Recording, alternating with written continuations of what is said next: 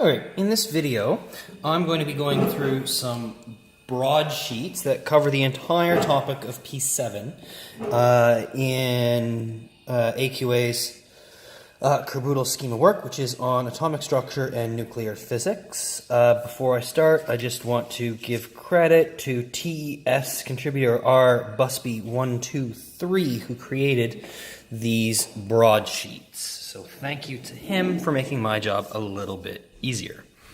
Okay, so first things first, so what does this information tell you about the atoms in sodium? So you have to know about atomic structure, and you have to know what the values are given. So first things first, here, this is the atomic number,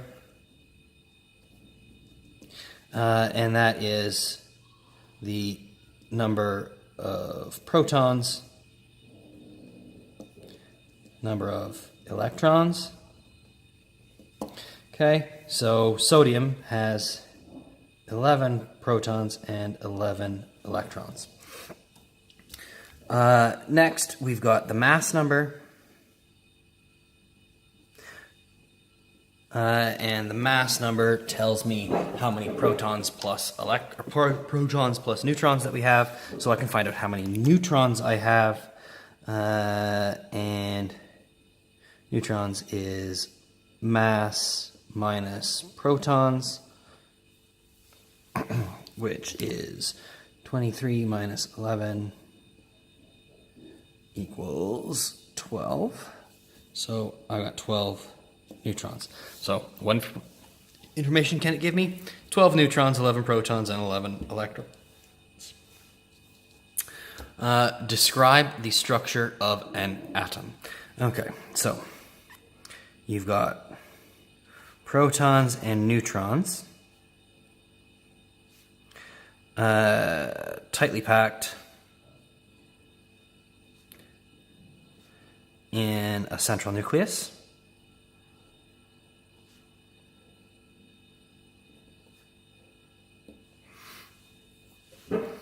Okay, you've got electrons in shells or energy levels around the nucleus. And I'm also going to throw in that the size of the nucleus is much, much, much, much smaller than the size of an atom.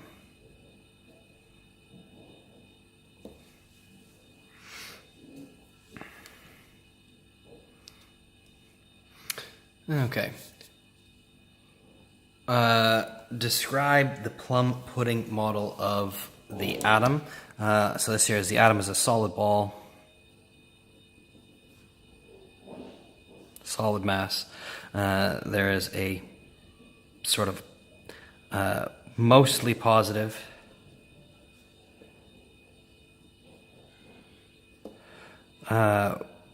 with negative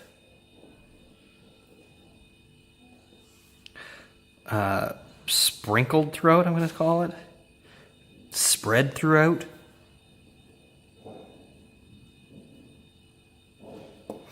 Okay, just a quick drawing. So this is all positive, but you've got little tiny negatives on throughout.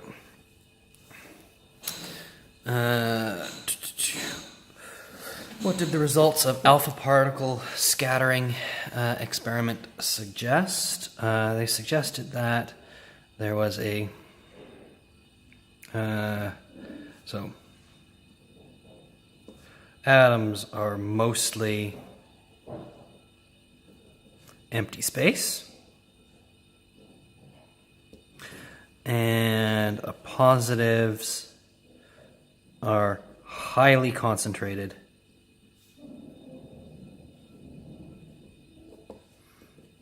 in the center. Essentially, it implies that there is a positive nucleus. Okay, Niels Bohr, he contributed the fact that there are fixed energy levels that electrons can exist in.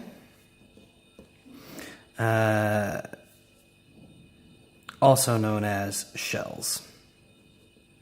You might even add that he knew that the shells could only be filled up and they had to fill the smallest shell first. James Chadwick. So James Chadwick, he discovered the neutron.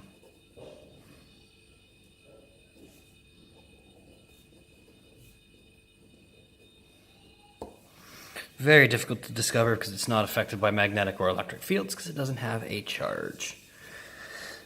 Okay. Coming over here. What is the approximate radius of an atom? It is approximately 10 to the minus 10 meters in size. And the size of the nucleus is, as I have up above, much, much smaller than the size of an atom.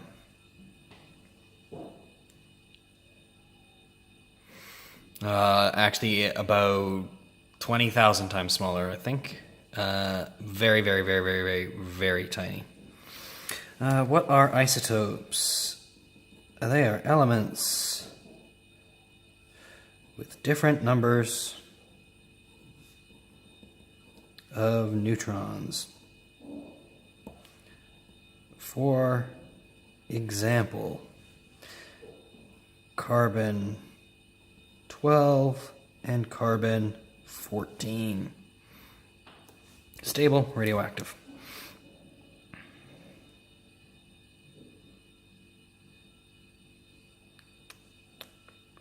So what can affect the distance between the nucleus and the electrons? Essentially, it's number of protons. If the nucleus has more protons, there's a greater attraction, and that inner shell is going to be closer to the nucleus than in a smaller atom. But also how many shells you actually have. As if you've got lots of shells, it's going to sort of be pulling out as well. And the outer electrons just physically have to be farther away because there is a bigger shell. It's why when you go along the periodic table, the radius of the atom, so increasing with groups, the radius gets smaller, and going down, the radius gets bigger. Just there's more shells as you go down a group. But along a period, you've got more protons pulling those same number of shells closer together. So they end up getting smaller. Why do atoms always have a neutral charge? Because otherwise they'd be an ion. But the other answer for that is saying that they have the same number of protons. Oops, wonderful spelling.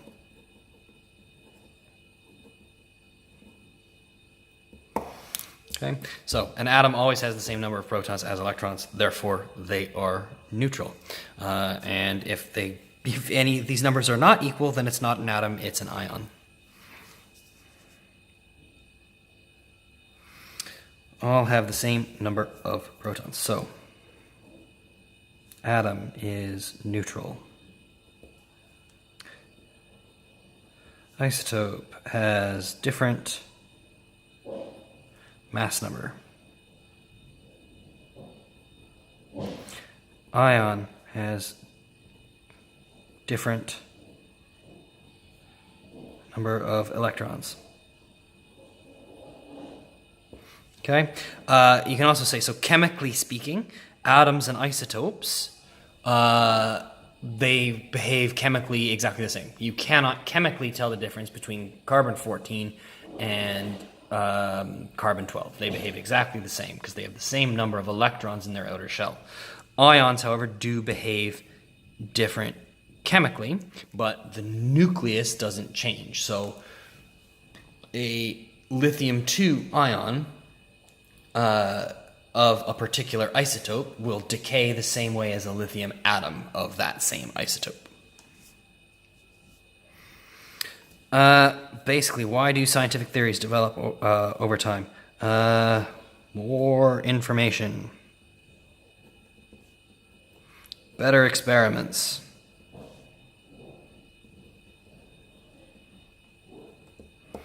more people working on it.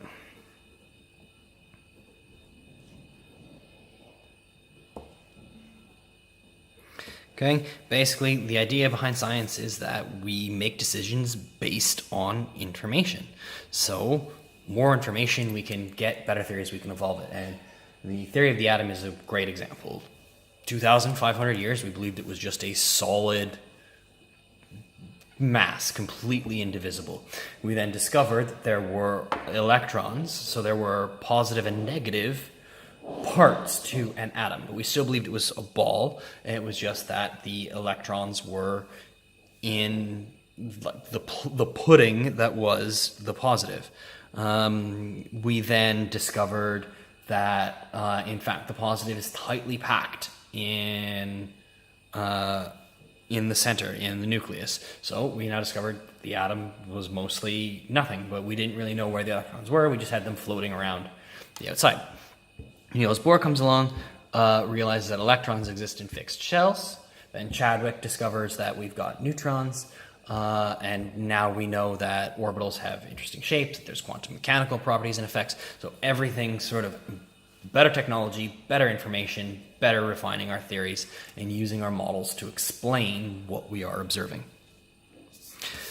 What is an ion? It is a charged particle.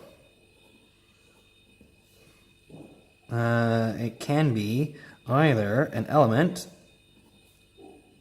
or a molecule. But the key thing is it has a charge, whether it is positive or negative. The only one that's kind of weird is that a hydrogen ion is really just a proton. So an H plus is just a proton. But everything else is... It is clearly an element or a molecule that has this positive ions. Okay, so this one here is where students make a lot of mistakes, is the fact that when you lose electrons, you become positive.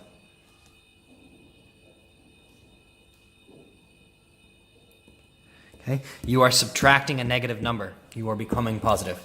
Lots and lots and lots of students get the signs mixed up, and when they're filling in tables and charts for numbers of electrons, they tend to get it backwards. So be careful. Losing electrons becomes positive. Okay? And never, never, never say gaining protons makes you positive. Because if you gain a proton, you are changing your element. Why does the nucleus have a positive charge? Well, it contains only positive and neutral charges. That's really it. There's nothing to balance out the positive charges, so a nucleus has a positive charge. Why does the mass number refer to the total number of protons and neutrons? I think essentially what they're trying to get at here is why is it not include electrons, and it's because proton mass roughly equals neutron mass, and electrons much, much, much lower than the mass of those nuclides. So they don't contribute anything. You'd have to have 2,000 electrons, give or take, in order to add up to just one proton or one neutron. And no element even comes close to that size. So they don't contribute.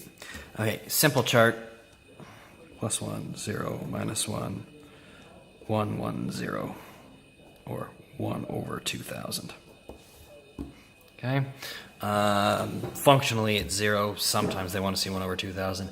Occasionally, it's the more accurate 1 over 1,850 or whatever value that is. But yeah, that should be fine. All right, page 2. Let's try to get through this quick. This time on this video is adding up. What is background radiation? Okay. Radiation, well,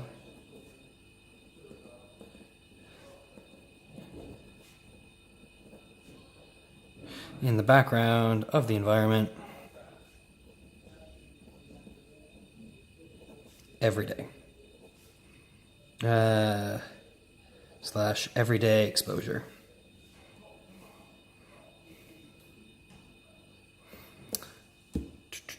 Where does background radiation come from? Number one source, radon gas. Okay, so that in the UK, that is where about half of our exposure comes from, is radon gas. It's in the decay chain for uranium. There are trace amounts of uranium in pretty much every rock that exists. Some places have more. For example, Cornwall, their dose is 5 to 10 times higher than in the Midlands. It's just the way it is, but it's still incredibly small, the amount. We have cosmic rays. Sorry, they will not make you into the Fantastic Four. Medical X-rays. Food. Any food that's high in potassium tends to be quite radioactive. Bananas are one. Low sodium salt, which is just potassium chloride, tends to be quite radioactive as well. And by quite radioactive, I mean slightly above background. Do not worry about eating bananas. In banana doses, a lethal dose is approximately 20 million bananas, and you will die of something other than radiation poisoning if you try to eat 20 million bananas at once. Right, radiation dose is measured in sieverts, okay, and that is the effective dose is measured in sieverts. It can also be measured in, I don't remember, but it doesn't matter. Sieverts is for effective dose, and it takes into account what the source is and what part of the body is being exposed. Okay. How is radiation used in medical tracers? So you use either a beta plus source or a gamma source, okay? Because a beta plus source will cause annihilation, which will release gamma rays, and you use a gamma camera,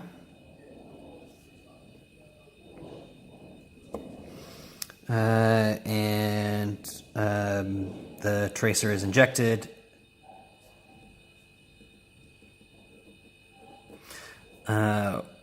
or ingested, depends on the tracer and the purpose, and we use the gamma camera in order to image, and then computer software to generate an image of what's going on inside the body.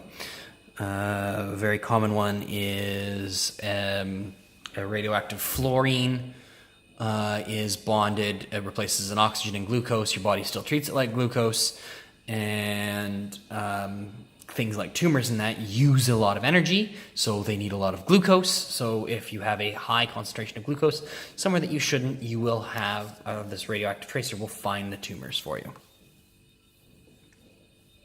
Why is it important that the source used as a tracer does not have a long half-life? So 2 reasons. One, it needs to be active enough to detect.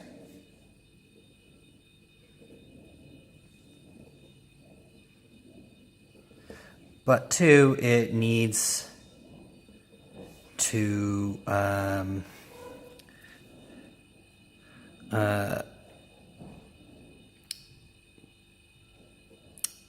it needs to become, we're going to say, become safe fast enough.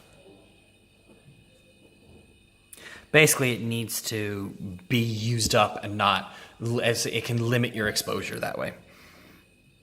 Why is it important that it does not give off alpha? Because alpha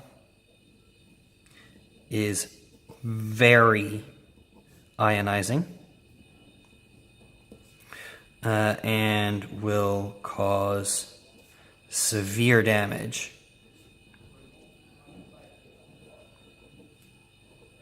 to DNA and cells. Okay, the ionized. Remember, we have atoms in our body, we have ions in our body, and it's in a specific balance. If we change the atom, our DNA atoms into DNA ions, they don't behave chemically the same way anymore, and that causes problems.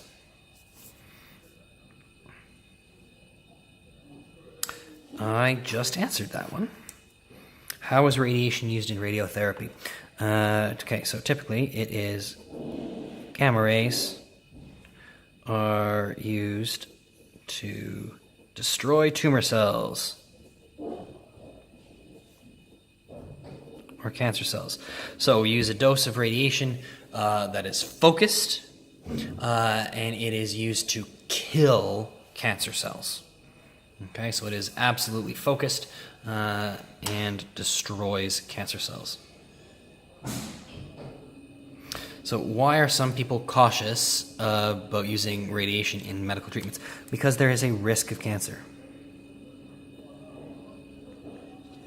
It seems weird that I'm writing that when I just said that it's used to kill cancer, but that is the danger of ionizing radiation, is an increased risk of cancer. Now, the risk is generally quite small, and there is a lot of misinformation about how dangerous radiation actually is. Okay? But I mean, that would be the main reason why, is because people are afraid of it. Why should we use it? Okay? Well, the number one reason is that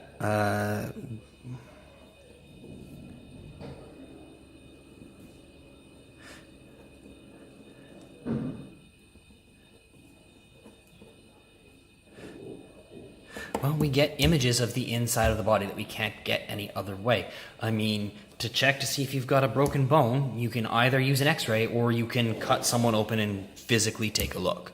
One of those is fine, and one of those causes severe trauma. So, I mean, if you're looking for tumors in the body, there's no other way to detect them than this, because if they get big enough to be visible, they might not be treatable. Okay.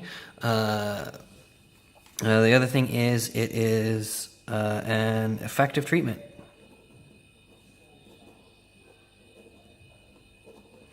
Okay. It is one of the ways that we can treat cancer. None of the ways to treat cancer are particularly pleasant.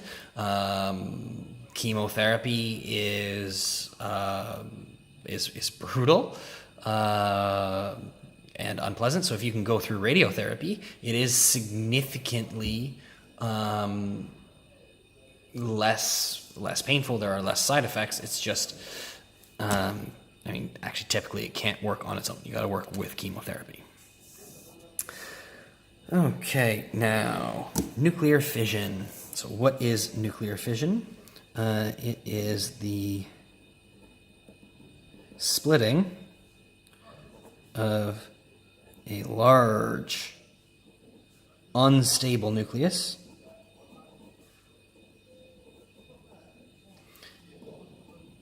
into smaller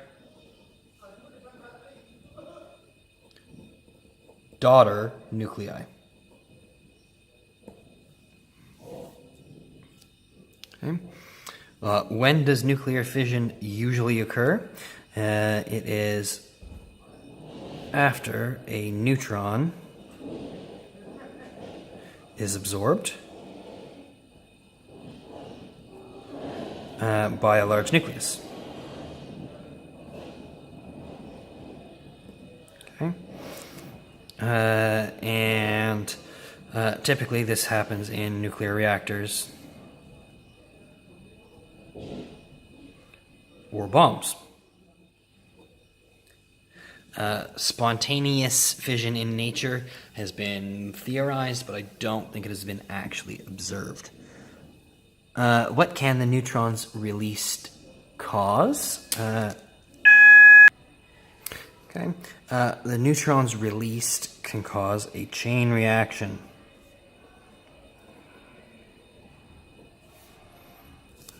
What is nuclear fission used for?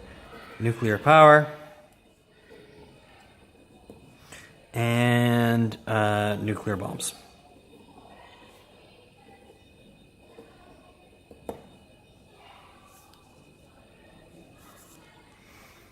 How is fission controlled in a nuclear power station? There are control rods to absorb excess neutrons.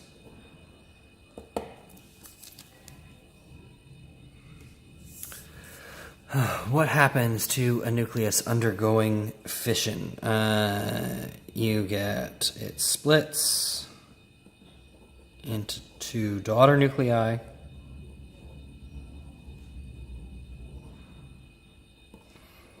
And the one that we use all the time, which is uranium, gives 3 high energy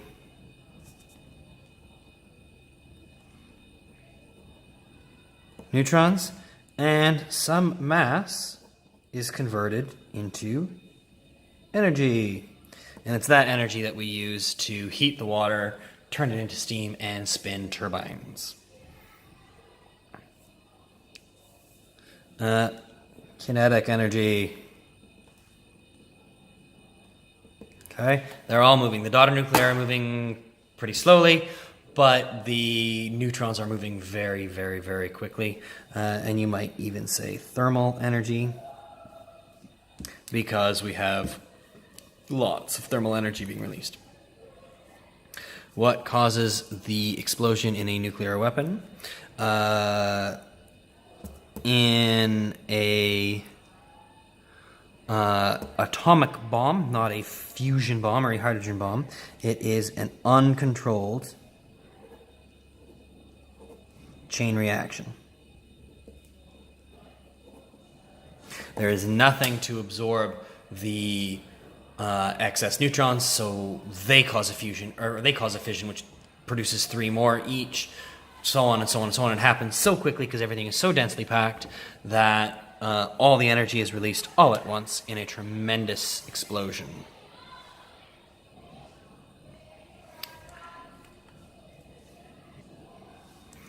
Okay, nuclear fusion is when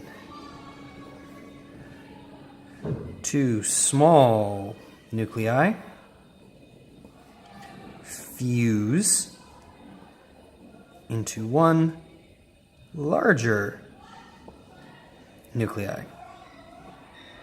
This can only be done for elements that are relatively small, so you won't fuse together 2 uranium nuclei. You just can't get enough energy to get them to fuse together.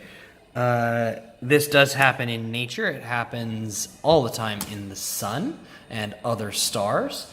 And in the largest stars, you can fuse elements up to iron. So once iron starts to fuse, a star is dead. And you get a monstrous explosion.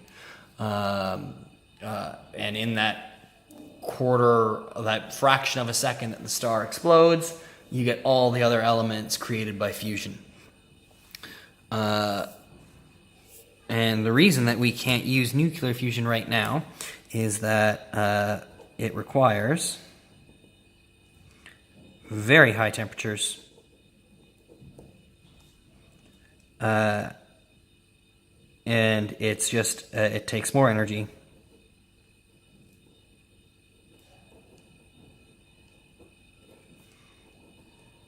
than we get. Okay, so we can do fusion in a lab for a little while anyway. I think the record is still under half an hour for a sustained fusion reaction, but it takes more energy to get it started and contain it than what we're actually getting out of the nuclear reaction. So we can't actually use it to produce energy yet. The second that we have the ability to do this, basically our energy problems will be solved.